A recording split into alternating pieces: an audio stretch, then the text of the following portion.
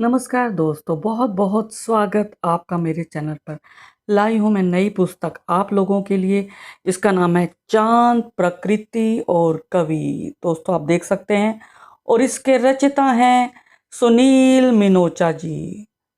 तो दोस्तों आज हम इस पुस्तक के बारे में बात करेंगे। पेपरबैक में 2026 में प्रकाशित हुई है और मधुशाला प्रकाशन भरतपुर राजस्थान से आई है। पृष्ठ 112, मूल्य 250 रुपये। अब मैं आपका परिचय देना चाहूँगी सुनील जी के बारे में। सेवानिवृत्त असिस्टेंट मैनेजर, ट्रिब्यून कार्यालय हैं, यमुनानगर में जन्मे, पंचकुला निवासी हैं। इन्होंने बीए पत्रकारिता किया है। रिपोर्टिंग, कविता, लघु कथा इनकी विधाएं हैं। 3 भाषाओं में लिखते हैं। यह पुस्तक इनकी प्रथम कृति है। जी दोस्तों, तो यह पुस्तक इन्होंने समर्पित की है अपने माता पिता। देखिए मैं आपको फोटोग्राफ दिखा देती हूँ। तो इन्होंने लिखा है कि स्मृति शेष माता श्रीमती रमा मिनोचा एवं पिता श्री कृष्ण लाल मिनोचा जी, इनके चरणों में वंदन करते हुए यह इन्होंने जो कृति है इनको समर्पित किया। तो दोस्तों भूमिकाओं की बात करें तो इसमें 3 महानुभावों ने भूमिकाएं लिखी हैं इस पुस्तक की। सबसे पहले तो नरेश कौशल जी, संपादक दैनिक ट्रिब्यून चंडीगढ़। उन्होंने लिखा है कि इसमें 58 कविताएं संकलित हैं, जिसमें प्रकृति, परिवेश, समाज व आम जीवन की अभिव्यक्ति है। उसके पश्चात डॉक्टर संतोष गर्गतोष पंचकुला से इन्होंने लिखा है। इनकी कविताएं कहानियों की भांति कुछ कहती, सुनती, समझाती सी नजर आती हैं। कुल मिलाकर सुनील मिनोचा जी का यह कहना भी सार्थक सिद्ध होता है कि लिखते लिखते कवि बन बैठा। तत्पश्चात भूमिका डॉक्टर नीरू मित्तल नीर पंचकुला से। इन्होंने लिखा है, इन कविताओं में भाषा सरल है पर अर्थ बहुस्तरीय, मुक्त छंद शैली की सहजता बनाए रखी गई है। उद्देश्य केवल सौंदर्य बोध जगाना नहीं, बल्कि पाठक को सोचने, ठहरने और अपने भीतर झांकने के लिए प्रेरित करना है। तो दोस्तों अब मैं बात करूंगी समीक्षा की। इसमें 59 मुक्त छंद की कविताएं हैं। जी दोस्तों, और जो जीवन के विविध विषयों को छूती हैं। इनमें धर्म, प्रकृति, संबंध, व्यक्तित्व, स्वास्थ्य, विकार, व्रत, त्योहार, देश, इंटरनेट युग, ये विषय लिए गए हैं।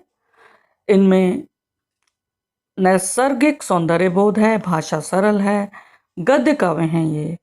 अभिधा शब्द शक्ति का अधिक प्रयोग किया गया है। भक्ति रस, वात्सल्य रस, श्रृंगार रस, करुण रस और शांत रस का प्रयोग है।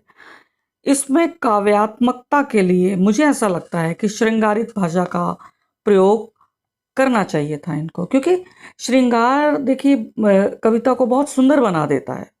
इसमें उसका प्रयोग कम किया गया। मुझे लगता है आने वाले जो भी इनके संग्रह आएंगे, कविताएं आएंगी, उनमें ये इस बात का विशेष ध्यान रखेंगे। इसके साथ ही सामाजिक सरोकार पर भी इन्होंने कम कलम चलाई है। व्यक्तिक जैसे को कहते हैं ना, वो विषय इन्होंने अधिक उठाए हैं, तो उन पर भी लिखना चाहिए। कुरीतियों पर लिखना चाहिए हमारे समाज में जो फैली हैं। हाशिए पर पड़े वर्ग को केंद्र में रखकर इनको कविताएं रचनी चाहिए। इससे क्या होता है कि जो पढ़ता है पाठक, वो दूसरे जो समाज के जो हमारे वंचित वर्ग हैं उनके प्रति एक सहानुभूति का भाव रखता है। ये ज़रूर होना चाहिए। संघर्ष पर इन्होंने कुछ नहीं लिखा। संघर्ष उस पर ज़रूर लिखना चाहिए कि कैसे एक महिला संघर्ष करती है, कैसे एक पुरुष अपने जीवन में संघर्ष करता है, कैसे रिश्तों को बचाने के लिए संघर्ष किया जाता है।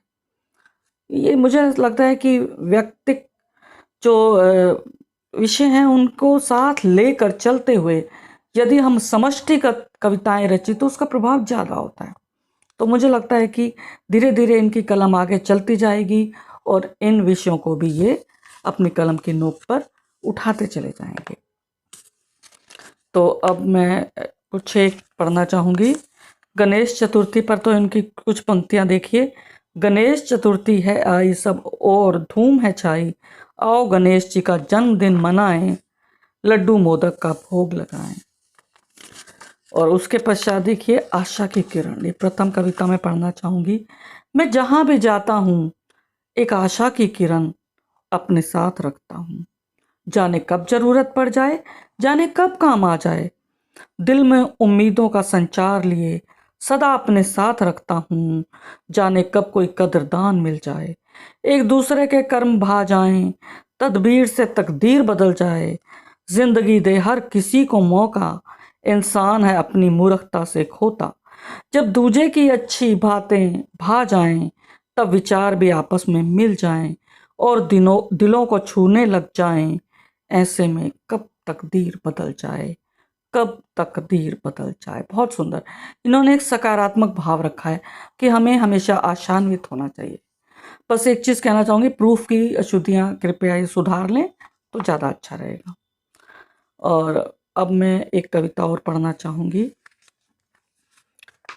मेरा हरियाणा, मेरा हरा भरा हरियाणा, मेरा सुंदर सा हरियाणा, पीरों फकीरों की धरती, गीता के उपदेश की धरती, जहाँ मेहनती लोगों का ठिकाना, जहाँ दूध दही लस्सी का खाना, जहाँ मक्खन देसी घी का खाना, जहाँ गायें भैंसे बढ़िया नस्ल पाली जाएं। यह पहलवानों की धरती कहलाए, जो खेलों में अपना परचम लहराए, फौज में भी अपना नाम कमाए। प्यारी यमुना नदी यहाँ बहती, यही सरस्वती नदी उद्गम स्थान दिखाती। या मोरनी जैसा सुंदर पहाड़ी इलाका, जो पर्यटकों को है बहुत भाता। विश्व प्रसिद्ध चंडीगढ़ संयुक्त राजधानी, पीजीआई पंजाब विश्वविद्यालय नहीं सानी। हरियाणा निकट दिल्ली देश की राजधानी, गुड़गांव इसका बना कमाऊ बेटा। सब जिलों में उद्योग व्यापार फलता, बिजली पानी शुद्ध हवा बहुतेरी। हरियाणा स्वयं आत्मनिर्भर बन पाया, कड़े मेहनती खेती हर इसके निवासी। 36 बरादरियां यहाँ इकट्ठी रहती, अपनी सभी अपना शांतिमय जीवन बिताती। अपराध यहाँ है बहुत ही कम, शिक्षा को बढ़ावे का है इंतजाम। ईश्वर करे करे यह खूब फले फूले, हंसते हुए यहाँ सभी जीवन बिताए। तो आपने देखा ये गद्य कविताएं हैं ये सभी। तो ये इन्होंने हरियाणा के प्रति समर्पित की है, हमारा जो है राज्य हरियाणा।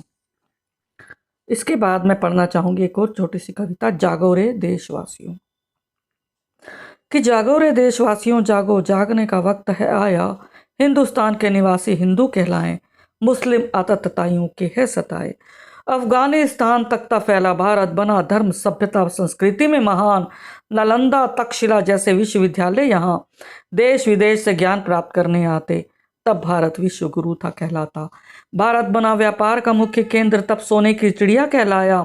अफगानिस्तान से मुस्लिम आतताई आए, देश पर किया आक्रमण, देश को लूटा, अस्मत लूटी और खूब लूटा सोना। अब देशवासी खोने लगे आपसी एकता, देश गुलामी की जंजीरों में जकड़ा। ऐसा खौफ था मन में छाया, मानो प्रलय काल है आया। हिंदू बने मुस्लिम जान की खातिर, जबरदस्ती विवाह था रचाया। ऐसे धर्म परिवर्तन था करवाया, ताकि कोई रहे ना हिंदू। हमारी श्रद्धा के केंद्र रहे प्राचीन मंदिर, सोमनाथ जैसे अनेक मंदिर। आतताइयों ने वहाँ खूब लूटा सोना, रामकृष्ण जन्मभूमि को भी ना बख्शा। वहाँ भी मंदिर तोड़ बना मस्जिद का नक्शा। फिर औरंगजेब ने किसी को ना बख्शा, यूं बदल डाले इतिहास के पन्ने। फिर एक ऐसा ढोंग था रचाया, जिसमें अकबर को महान बताया। हमारा सनातन धर्म है सबसे प्राचीन, वैदिक काल से चलता आया। सबसे प्राचीन हमारी सभ्यता, जब सिंधु नदी किनारे बसे हम, तब सिंधु से हिंदू कहलाए। जागो रे देशवासियों जागो, पुनरीक्षण पुनर्विचार का समय आया। भारत की खोई हुई प्रतिष्ठा को है पाना। भारतीय इतिहास संकलन समिति भी इतिहास के तथ्यों और सबूतों से सामने ला रही सच्चाई, सामने ला रही सच्चाई। जागो रे देशवासियों जागो, जागने का वक्त है आया। जागो रे देशवासियों जागो, जागो रे देशवासियों जागो। बहुत सुंदर, यही होना चाहिए, यही हो भी रहा है। एक है प्यारा चंदा की चंद पंक्तियां। जब मैं छोटा बच्चा था तब बड़ी शरारत करता था, नान के छोटी मासी तारे दिखा लोरी सुनाती। टिम टिम करते तारे ये कहते हैं सारे, तब नन्ही सी प्यारी मुस्कान लिए मैं चंदा मामा की दुनिया में खो जाता। हे चांद तेरे रूप ने, कभी आधा चांद कभी पूरा चांद, पर लगते हो तुम अनमोल, पर लगते हो तुम अनमोल। और एक और मैं पढ़ना चाहूँगी। अब ये जो है आखिरी कविता है, मुस्काते रहना। ये भी देखिए सकारात्मक ऊर्जा की है ये कविता कि जरा हंसना मुस्कुराना औरों को लगे सुहाना, होके उदास यूं ही ना व्यर्थ आंसू बहाना। चाहे दुख के बादल छट जाएं एक दिन, यत्न करते रहना कभी ना घबराना। सुख दुख आते रहे, सहना सिखाते रहे, नदिया की धार बन सदा बहते जाना, नदिया की धार बन सदा बहते जाना। और अंतिम देखिए, आदत बने मुस्काना, अन्यों को खुश रखना, खुद भी सुकून पाना, सेवा करते जाना, खुद भी सुकून पाना, सेवा करते जाना, खुद भी सुकून पाना, सेवा करते जाना। तो धन्यवाद दोस्तों, फिर मिलेंगे अगली कड़ी के साथ। अगर आपको यह वीडियो पसंद आए तो कृपया कमेंट ज़रूर कीजिए। चैनल को अभी तक सब्सक्राइब नहीं किया तुरंत करें, बेल आइकन दबाएं और वीडियो को लाइक कीजिए, शेयर कीजिए और मेरे चैनल के साथ ज़रूर जुड़िए क्योंकि यह चैनल आप ही लोगों के लिए हिंदी साहित्य को समर्पित। धन्यवाद दोस्तों, फिर मिलेंगे अगली कड़ी के साथ। धन्यवाद।